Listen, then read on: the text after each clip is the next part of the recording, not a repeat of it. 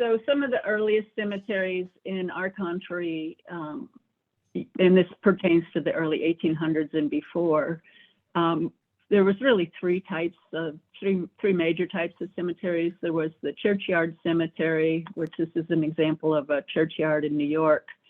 And it was just a small amount of land surrounding the church. And people were buried there. They were often buried one on top of another. There wasn't a lot of decoration. It was very functional. And when it was full, it was full. That's why they buried one on top of the other.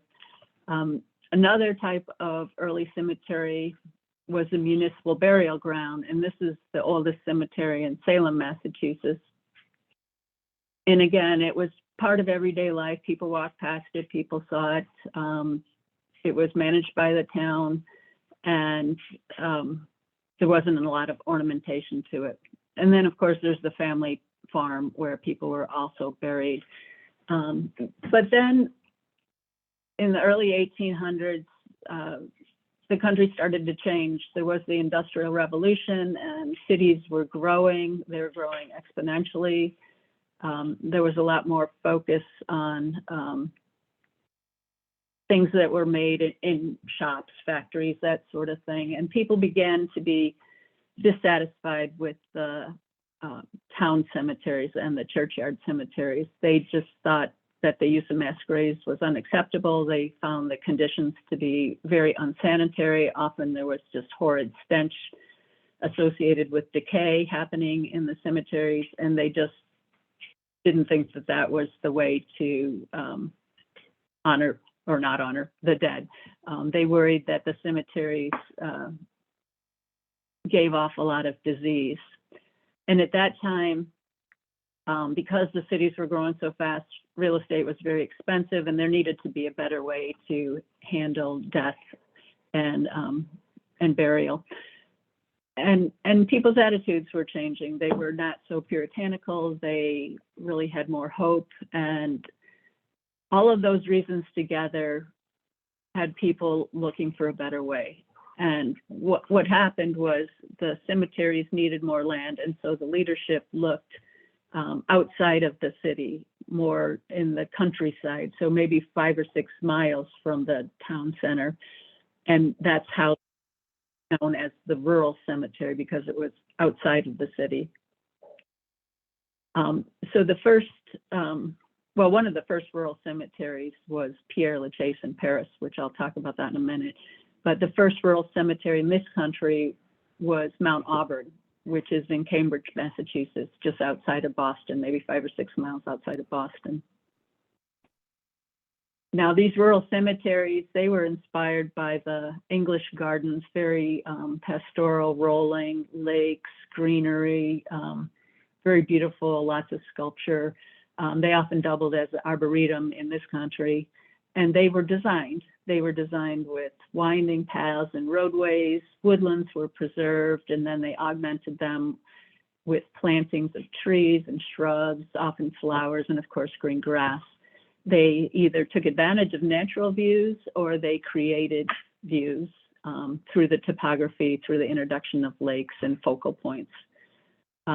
Monuments and sculptures in these rural cemeteries were very large. They were a tribute to the wealth of the family. You're probably familiar with obelisks and family mausoleums and things like that. They were just, very beautiful, kind of over the top, obviously outside the city limits. And they were accessible either by like a carriage or by the streetcar in later times. And families would get on the streetcar and pack a picnic and get on the streetcar and then go to the cemetery on a Sunday afternoon. And they would eat and they would stroll and they would visit and they would just enjoy the sanctuary of the cemetery. This is a picture of a cemetery of the movement. And you can see the very large monuments. The family plot was surrounded by fencing, often with a gate, if not a fence, a hedge. There's a lot of topography in these older cemeteries. And the way they built the older cemeteries was the roads were lower than the burial ground. So there was often a set of stairs that rose up to the family plot. And I found this quote when I was putting this together, and I thought it was really interesting and very characteristic of the time. It was in a magazine called The Country Gentleman. And I'll read it. The cemeteries are not to be left naked and desolate, as were most of the old-fashioned burying yards. We conclude that a cemetery should be pleasant and cultivated. The ground should be substantially enclosed with fences or hedges and belts of trees to give them an air of security and seclusion, and to make them appear to be suitable resting places and a home for the dead. So I mentioned that when the leadership was establishing Mount Auburn, they went to Europe and they visited the cemeteries there. And Pierre Lachaise was formed in the same fashion as the rural cemeteries in this country. There were 3 active cemeteries in Paris, excuse me, and they were full, and the residents were disgusted with the conditions. And so Pierre Lachaise was formed on the outside of Paris, just northeast part of Paris. And it's 110 acres today, so substantially larger than the churchyard cemeteries that were initially established. And it's actually one of the largest, or the largest, green space in Paris. And you can see from looking at this that there's beautiful cobblestone lined walkways and roadways. There's lots of topography. There's all kinds of funeral and cemetery ornamentation through the monuments, through the stairways, through the family mausoleums that were established. And each family plot, which the family was required to maintain, the family plot was delineated often with a fence or a rail. And that was the characteristic of the cemetery. And this is how Mount Auburn was initially designed. You can also see in this part of the plan of Mount Auburn that all of the roads are windy, twisty, circuitous. They take advantage of the topography, and that's how they created the views of the throughout the cemetery. This part of the cemetery was developed at a later time, so not in the rural cemetery movement style.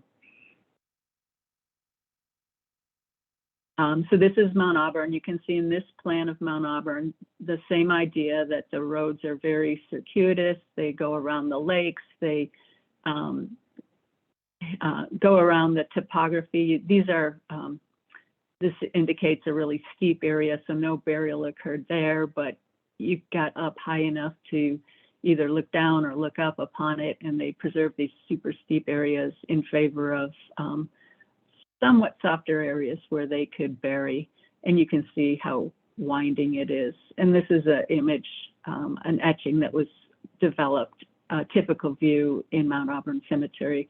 Again, you can see the roads are low and the burial and lots of beautiful views and trees were introduced.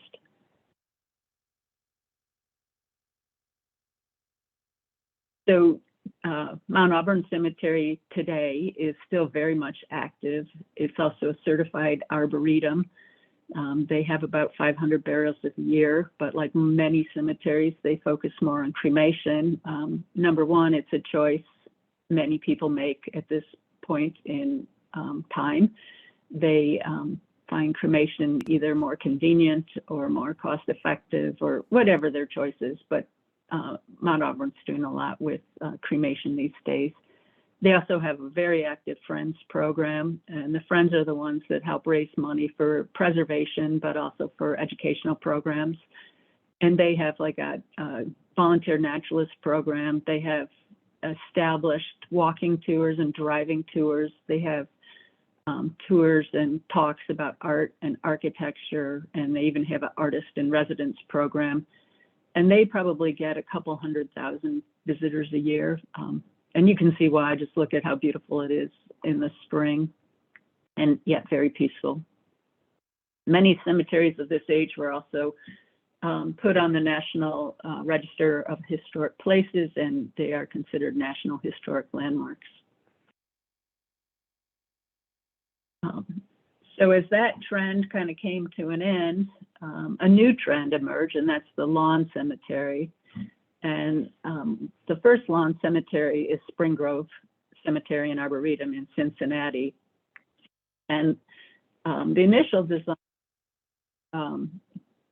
was not as strong as the second designer, Adolf Strauch. Adolf Strauch was born in Prussia, trained in Austria, and also in Britain. And he was well schooled in the British landscape sense of design. And he established Spring Grove based on his training. And one of the things he did was he took the swampland. Initially, about a third of the cemetery was swampland, and he drained it, and he established a series of 3 interconnected lakes. He also took advantage of the topography and the views, and he discouraged the use of fencing and hedges, and he was more in favor of the whole landscape, much more, less emphasis on the family and more emphasis on the whole. And this gave a greater feeling of spaciousness. And this also was the time period when professional groundskeepers, horticulturists, and those trained in plantings really came into the management of the cemetery. And I had the opportunity to work on a master plan for Spring Grove Cemetery many years ago, but it was memorable. And Spring Grove has always been a leadership in the cemetery industry, and they are a certified arboretum, and they even have a dogwood cultivar that they established from growth at Spring Grove, and they patented it and got it ready for market, and they just are leaders in that area. I was going to say that this cemetery is probably a mile from the bottom of it to the top of it. So you enter on one level and drive all through the cemetery. And at the top of it, you're, I don't know, several hundred feet higher than you were at the beginning of it. The next trend that came about in U.S. cemetery history is the memorial park. Oh, someone says their ancestors were buried in Mount Auburn, which was also right across from their school and was the location for nature walks. Oh, that's really interesting, Ned. So the memorial park became popular after World War I, and often they were developed in honor of the veterans coming back from the wars. And what was different here was the belief was that everyone is equal in death. And so no large monuments, no large individual family mausoleums. Everyone had the same size burial lot, and all of the markers were ground level. That is, they were flush to the ground, and they were, depending on the preference of the cemetery, either bronze or granite or a combination of the two, but they're probably like 8 by 12 inches, I'd say. And you can see not a lot of ornamentation, not a lot of vegetation, trees, and that was about it. The architecture was very modern and very long, straight vistas, maybe some sculptures, but not individual family sculptures. And interesting to me is that while these memorial parks were very popular at a time, now families are going back and asking for upright monuments again. And the cemetery that might be most convenient to them, or where their ancestors might be buried, typically, you know, in the case of a memorial park, didn't offer upright monuments, but that's where the family would like to be buried. And so we're seeing a lot of activity where we go into existing cemeteries and design sections that go back and offer upright monuments.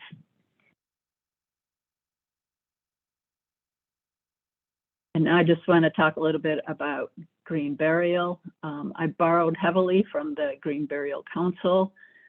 They're the ones that certify green cemeteries. And if this is a topic of particular interest to you, I put their website down here, but basically greenburialcouncil.org.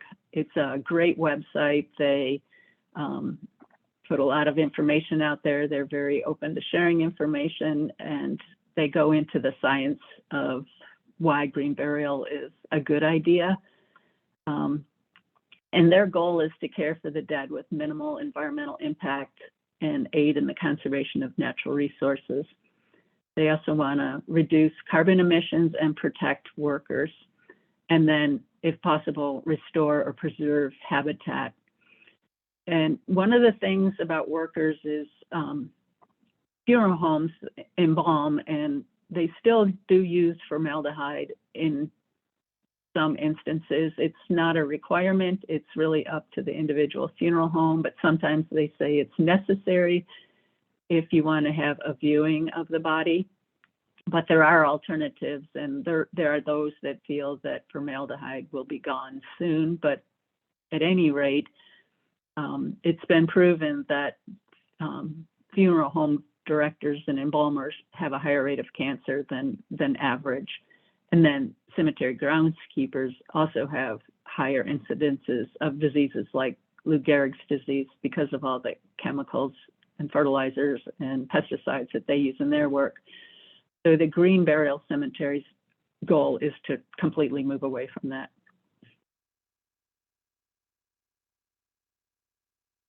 They also do not use a vault, and this is another way they reduce the impact of burial and the funeral process on the land.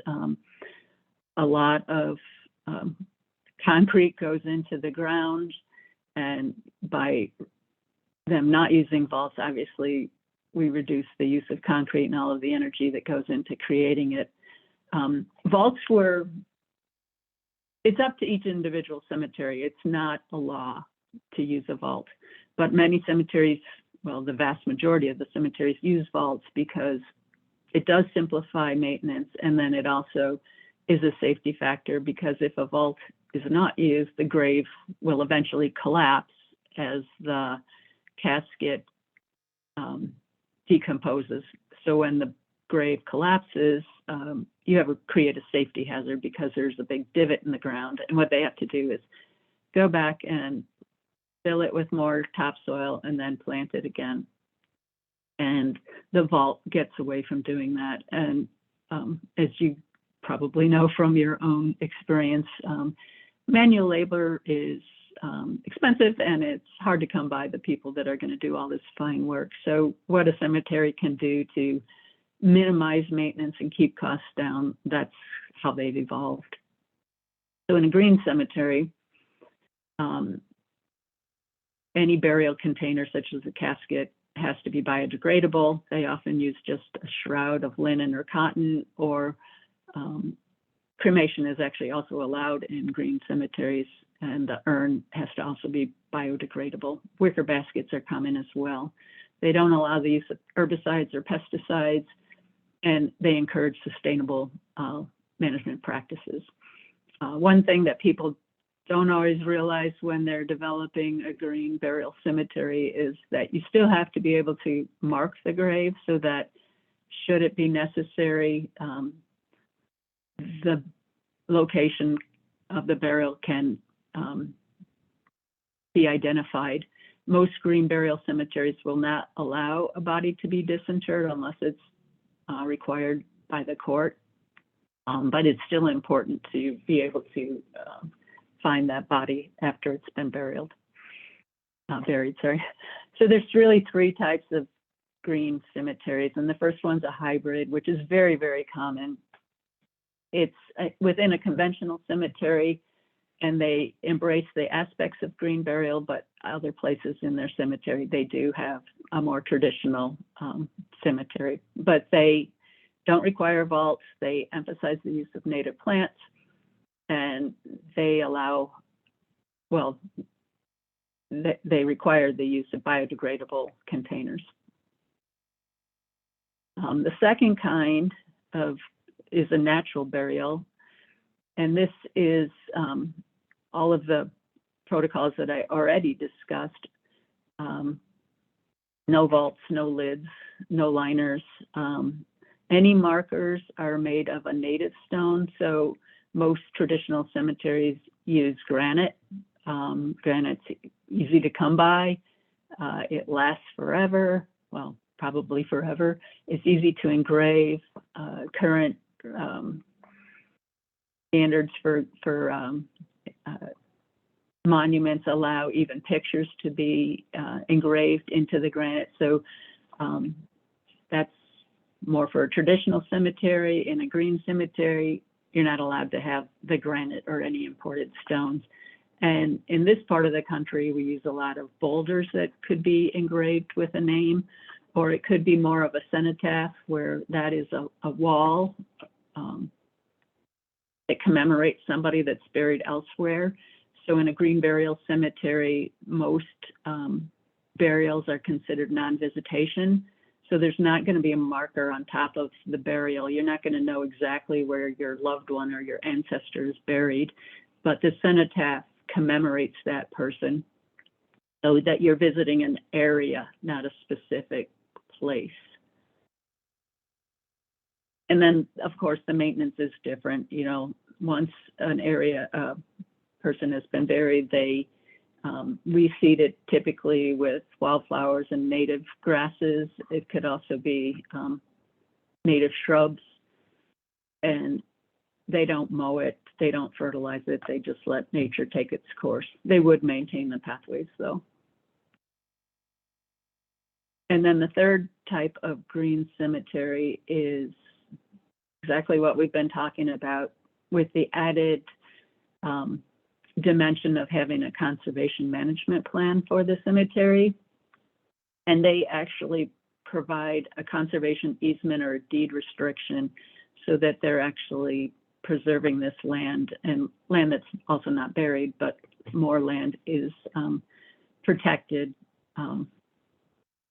for generations to come.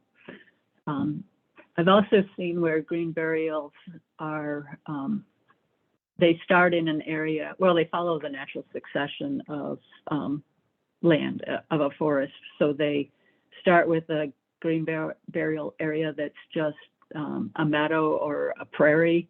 And then as that area is filled, they introduce native shrubs and native trees. And again, they don't manage it. They just let nature take its course. So they're actually reestablishing a woodland. And then they move on to the next section. So with that, I would like to thank you. And I'm going to stop sharing my screen. And if anyone has any questions, I would be happy to answer them. Thank you so much, Wendy. That was very informative. We have some people from our Green Burial Committee also on this call, and welcome everyone. So you can post your questions in the chat window or just verbally. Hi, Wendy. Bruce Peffers. I'm, I guess, the chair of the Green Burial Committee by default. Are you familiar with the project that's going on in Williamston Township right now? Yeah, I am. We worked on that project. We helped establish the master plan for that section. Okay. I invited Gabi and Wanda to attend, but I think Gabi's on a plane heading for Europe right now, and I'm not sure what Wanda was involved in, but I don't see her on our list. We are exploring the possibility of a green burial site here in the township. Unfortunately, the two cemeteries that we have in the township, one's not taking any new or offering any new plots, and the other is it has plots available, but they're all interspersed with traditional sites, and it requires the use of a vault. So our only other option would be to either use a current natural area or purchase some land as another natural area, but with the green burial site in mind. Do you know if a municipal government, if they start up a new cemetery, are they also required to come up with that non-refundable, I think it's $50,000 trust to ensure that the cemetery is maintained for the future? So it's called the Perpetual Care Fund. I've never experienced having the trust just because it was a new cemetery, but generally what the Perpetual Care Fund is that a percentage of the sale of each burial and the monument and the vault go into a trust, and that trust is used to pay for ongoing maintenance. No, not necessarily ongoing maintenance, but future maintenance and more. Well, it's designed to make sure that the cemetery is always well cared for. And I will say that municipal cemeteries and township cemeteries, they're often the ones that end up having to maintain a cemetery that maybe was started by a church or another group, and then that group went bankrupt. And so then and you see this a lot with the older cemeteries. Like I've seen this a lot in the East Coast where a church started the cemetery, but the church isn't there anymore. So the city ends up having to take care of it. And the Perpetual Care Fund is designed to help alleviate that problem. If you get into the point of starting a new green cemetery, I'd be happy to talk with you more about it, but soils are certainly important. More rich soils as opposed to like really heavy clay soils are better for decomposition of the body. It works faster. There's more microbes and decomposers in the soil where there's more oxygen. So a loamy soil is better than a heavy clay soil. And you wouldn't want like a piece of property that's always inundated with water. Again, it just slows the decomposition process. Okay. Yeah, I'll be meeting with our land preservation advisory board on Monday, and we're going to discuss some of these things a little bit more. So is this, I guess there's say again? oh, are you talking about a new green cemetery in Meridian Township? Yes.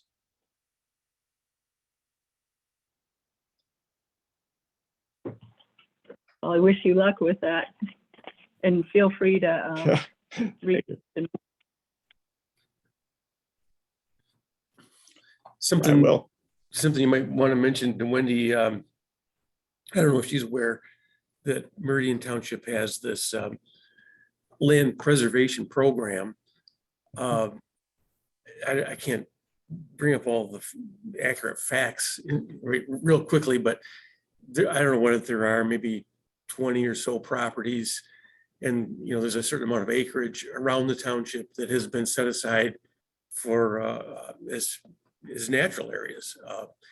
And, you know, the properties were acquired in different ways, sometimes with the help of a DNR trust fund grant, private donations, just, you know, people giving the property. There's a whole assortment of ways this has happened. So I guess where I'm going with this is there's a number of properties that Bruce, I think you're going to be talking to the group about, the committee that stewards these lands, with the idea that you know, just to see if there's any potential to use one of those properties for a green burial site. Is that sort of correct, Bruce? Yeah, that's essentially right. A lot of all the properties that were purchased, as I understand it, were purchased with certain goals in mind. And the people on the board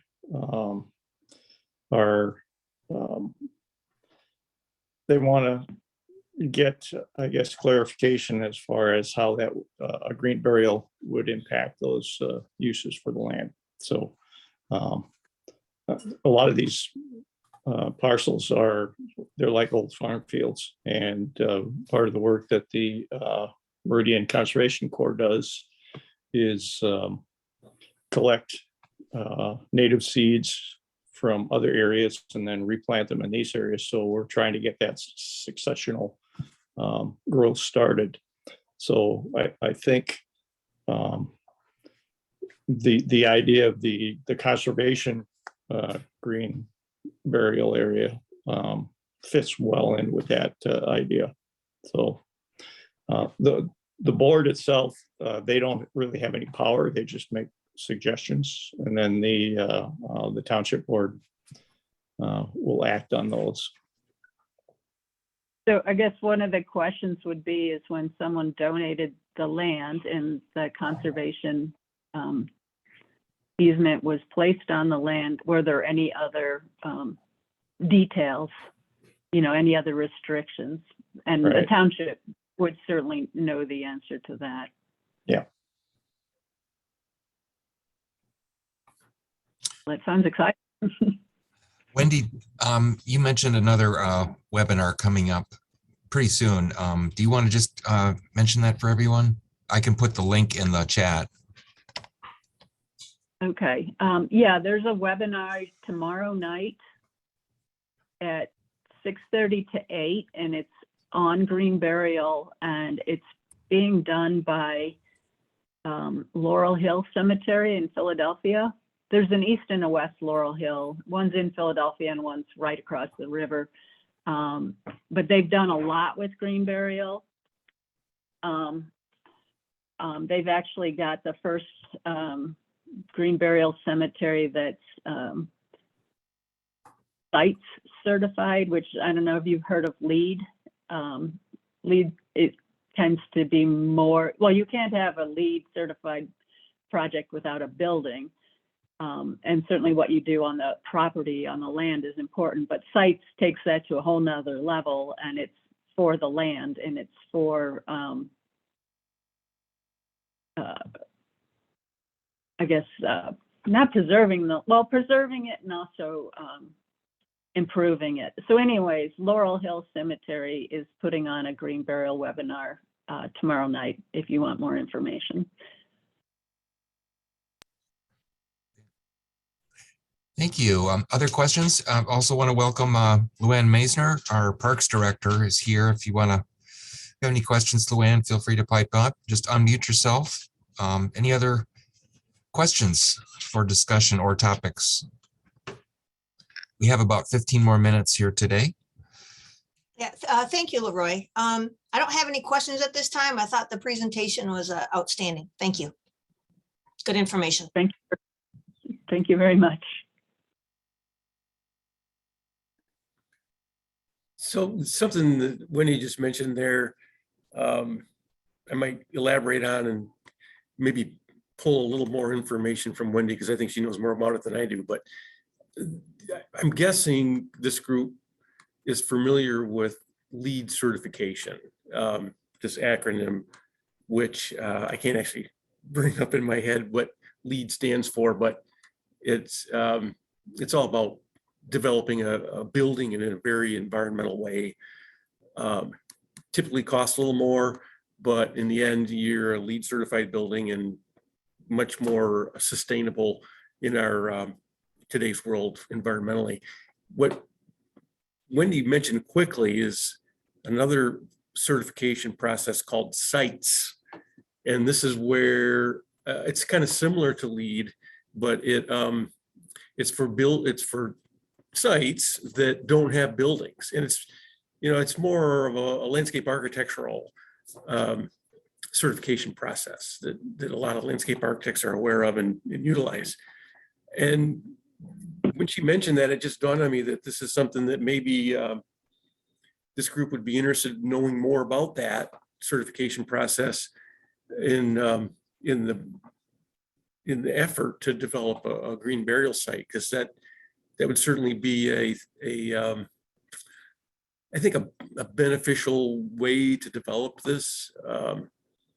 Wendy, I think you know more about that certification process than I do, if you want to jump in on that. Sure. So LEAD is leadership in environmental and I think ecological design. And it looks at all facets of a building and the site, the property. And I guess it helps you reduce your use of electrical and mechanical things. It's a lot about mechanical engineering and electrical engineering to reduce the use of power and water and things like that. From a site point of view, they want you to use materials that were manufactured within 500 miles. They don't want you to use irrigation with potable water. So if you had recycled water, like water that you collected from the roof of the building, you could use that for irrigation. So it's all about a lighter footprint and awareness and being sustainable. So they took that to the next level with sites. And sites, I actually haven't worked on a sites project, but the cemetery Laurel Hill, their green burial area is site certified. And so they have different requirements for how much of the property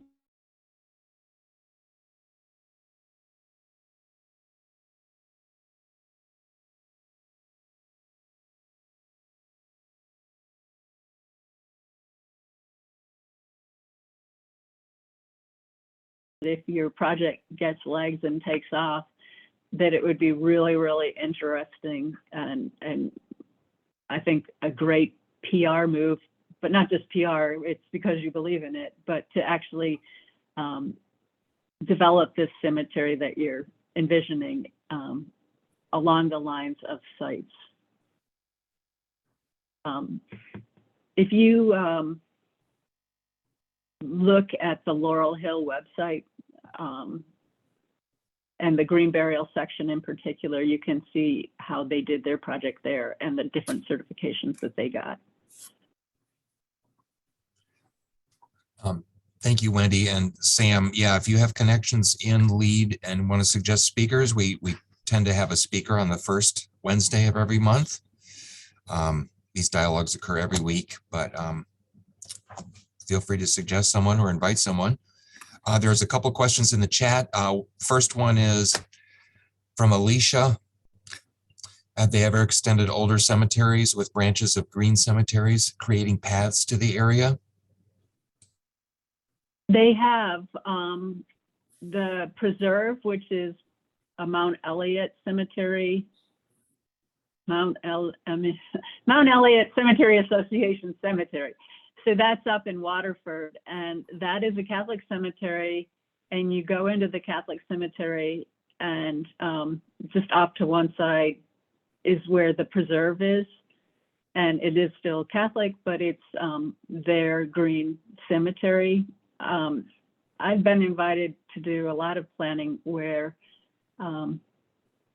cemeteries want to get into green burial, and it's an existing cemetery. So it could go either way, but you need a space dedicated to it. I would think you'd need several acres at least, with opportunity to expand, because once it takes off, it takes off. People are interested in this.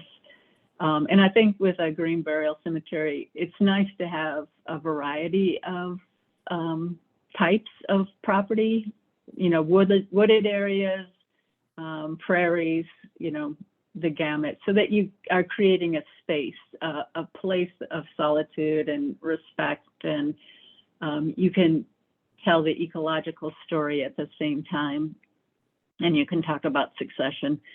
But yeah, they're very compatible, and it's often done that way. And that would be considered, typically that's considered the hybrid cemetery. Awesome. Athena, do you want to share your question verbally, or shall I read it? Athena asks, are simple pine boxes considered biodegradable? Right. I was looking for a green cemetery alternative when my husband passed away late in 2019, and I'm very excited about this movement. But there was only one cemetery one funeral home, and I was told that I had to involve a funeral home that had what he called a biodegradable box, and it was either a wicker box or an Amish-made pine box. But I'm wondering now if the pine box is even considered adequately biodegradable in traditional green cemeteries. Is It that is. It is. Uh-huh. Yeah. That's a very typical solution. And if Okay. you go to the Green Burial Council website that I mentioned earlier, should you need this or should anyone else need this, they actually have a list of suppliers of different green burial. Oh, really? Mm-hmm. So it could be the pine box. There were several of them. You know, it could be the wicker basket. It could be a shroud made of cotton or linen. They have so they have pictures of all of those types of things. And I will say with the funeral home, I think more and more funeral directors are getting on board with this direction. You know, it just takes time, and they have to see the benefits. I talked with one funeral director, and he was like, "Yeah, absolutely, we'll do this because this is just another service that we can offer to our families, and we want to accommodate our families." I was only back then able to find one who seemed to even know what they were, which was really certain. I mean, it was only 3 years ago, not even, yeah. But the other thing was on Greendale Cemetery, they required vaults, and I had to kind of argue to have the vault be upside down so we would have at least, you know, the feet touching the earth. And he said, well, we do it for our Jewish customers, so I guess we could do it for everybody. But that was as close as I could get to convince them. So it's really nice for having this momentum. And I wanted to talk with Bruce later. I'm going to email you later, Bruce. I've been offline until yesterday. So I've been out of commission for a couple of weeks here, but I wanted to suggest another possible land area and discuss that before your meeting on Monday. Great, Wendy, thank you so much for this, really enlightening. I got in late because I had a worker here this morning, but I think this is being videotaped. Is that right, Leroy? We'll be able Yes. to get some access. Good. So thank you. Can I ask a question about, my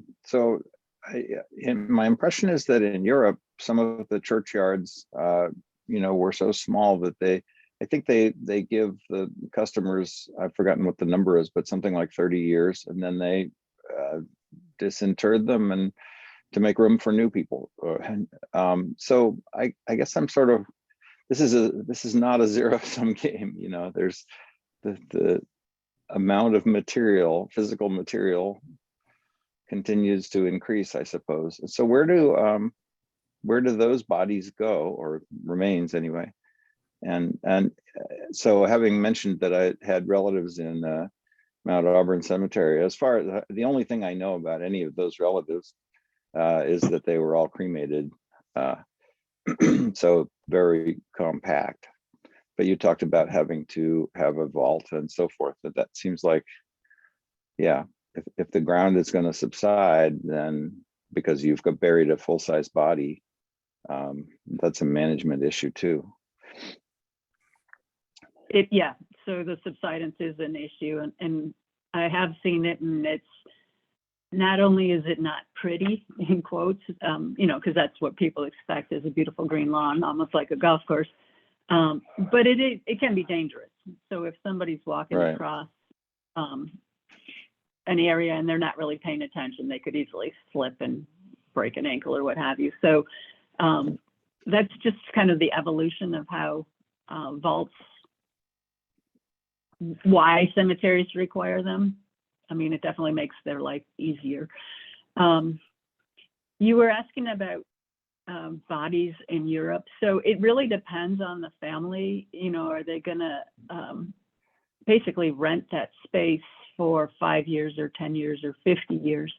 It just depends. It's up to the family. But then they take the bones, which is all that's going to be left, and they put them in an ossuary, ossuary, ossuary. And that is basically the bones are commingled with other bones from other people. And that's what they do. And it's long been a tradition in Europe to do it that way. In this country, I've never heard of that. And that's a really uncomfortable thought to most people because you think you're burying somebody forever and you wouldn't want that body being disinterred and commingled with someone else. That's Right. just not the way here. And the bones are obviously what are going to be left for years and years. Right. I guess But the other mixed with, yeah, that's, the other thing I should mention that unless you own your own cemetery, you don't actually own the land where you're being buried or your loved one's being buried. You have the burial right. So they call it a deed, but trying to get away from using the word deed, it's really a burial right. So the cemetery owns the property. But that's not to say they're going to do things against your wishes. Cemeteries are very accommodating. so do the vaults themselves ever get reused? I mean, in some sense, I mean, that's just a structural support. I've never heard of the vault being reused, not in this country because we don't typically disinter people and move the Disinter, bones. yeah. Yeah. We have time for, oh, go ahead. Oh, I was going to say the casket, that can also decompose, but again, depending on what it's made out of, that can take many, many years. And honestly, a lot of people don't know this, but you can rent caskets. You know, if you want a lighter footprint, you don't have to have an expensive mahogany casket. So there actually is lots of questions and lots of opportunities. And that's why people would say you really need to plan your funeral. Like your loved ones aren't going to know all of your wishes and they're not going to know where to go for this or that different type of solution. We have time for a So- couple more questions. I think Brian and then Athena. Hey, Wendy, my name is Brian. I'm the senior planner in community development. I'm actually up the hall from Leroy physically right now. I come with a different perspective as the resident spooky one here, and the planning perspective, the history that you gave was amazing and just vindicates everything I've been saying for so many years about why I like walking around these places. I think that, I don't know how much this applies to Meridian Township specifically, but I think generally speaking, we overlook these as potential recreational areas. I know that in different places I've lived, running clubs I belong to, we specifically went through the cool old cemeteries, partially because you don't have a lot of traffic, partially because it's gorgeous, you know, and stuff like that. I just would be remiss if I didn't give that perspective and say thank you. Yep. Well, thank you, Brian. And I probably didn't touch on it enough, but a lot of these historic cemeteries are very much into having the public come and enjoy their cemetery. In fact, ghost tours are really popular, especially in October. Some cemeteries don't allow dogs, but many do, and they want you to their cemetery. I mean, a lot of the older cemeteries in particular really welcome the public. They want you to be there and be comfortable and part of your life, so that when you need, you know, you'll think of them and you'll find this cemetery, you know, important to you and comfortable. And like you said, very often very beautiful. So yeah, I mean, cemeteries are really open to the public. And in fact, a lot of cemeteries don't even close their gates anymore. They don't really care if you're in there, but they don't really want you in there after dark because cemeteries, they don't have lights and they don't have ability to help you out, you know, when they don't have anyone working there. There is a phone question here. Go ahead and unless Athena, you can fight over it. Okay. My name is Roberta, and this was absolutely phenomenal. Thank you for your presentation. And I'm just going to toss out the next step beyond green burial that I hope we begin to consider soon is organic decomposition, which is a euphemism for composting, human composting. That's my goal.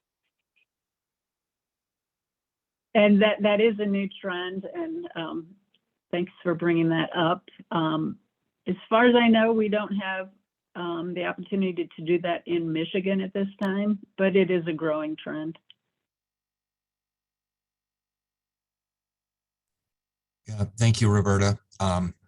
Athena, and then we'll I probably. was just going to make one comment to Ned that I guess the traditions are sometimes are certainly varying, even in Europe and in Greece. I know that after 3 years, there's so little space. After 3 years, bones are removed, put in an urn, and brought to the home, and it's all very difficult. It's a second, almost like a second burial. People say it's also, it can be very traumatic, but it is a short time, only 3 years in Greece. Well, I want to thank you again, Wendy, for being here. I know some people have to leave, but I'm happy to stick around for another 10 or 15 if you're willing, and if people have more questions. But thank you all for being here. And again, I'll post the recording. Send me an email if you'd like to get the recording. Any other remaining questions? Yeah, I just have a quick one. I guess I misunderstood. I wasn't aware that they disinterred people. I thought they just put the new body on top of the old. Am I wrong in that? That is also done. And historically, that was done a lot. So I think because that's not really part of my professional practice. I suppose it depends on the cemetery and the country, what exactly their practice is. Right, that's what I was going to suggest. Yeah, I think Gabi mentioned in her presentation that the Williamston site, they'll consider reusing a plot after 30 years. I seem to recall that. And Kim, you were there. I don't know if you remember her saying that or not. Yeah, that's what I understood to happen. I didn't realize people actually dug up the bones. I suppose in the case of green burial, that wouldn't be so necessary. Not something I have any experience with, though, I'll have to be perfectly honest. But I know in Europe, they typically use the process that I described, and like what Athena said. Kelly had a question. Kelly, do you want to unmute yourself or do you want me to read it? No, I apologize if you covered this. I came a little late, but what about the environmental impacts of cremation versus a green burial? Because, I mean, the cremating process itself creates issues, or as far as I know. So is that something that's been looked into or that you know about? So cremation definitely uses a lot of energy, for sure. And green burial is an alternative to that. There are complications, I will just say, with that would be unique to every family. But today, a lot of families, they have a place up north, they have a place in the south. You don't know when and where someone's going to die, but if someone dies in Florida and you want them to be buried in Michigan, well, certainly the body can be transported. There's a cost associated with that. Or it could be that the body is cremated and then brought back to Michigan and then buried at a time that's convenient for the family. It's so personal, funerals and burials and what have you.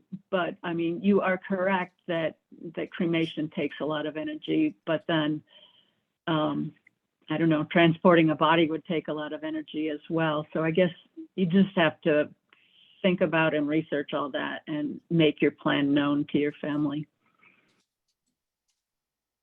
Thank you. As a follow-up to Kelly's question, one of the other things is, I mean, we're all, probably almost all of us are old enough to have things like mercury fillings in our teeth. My wife, for instance, has a stainless steel hip.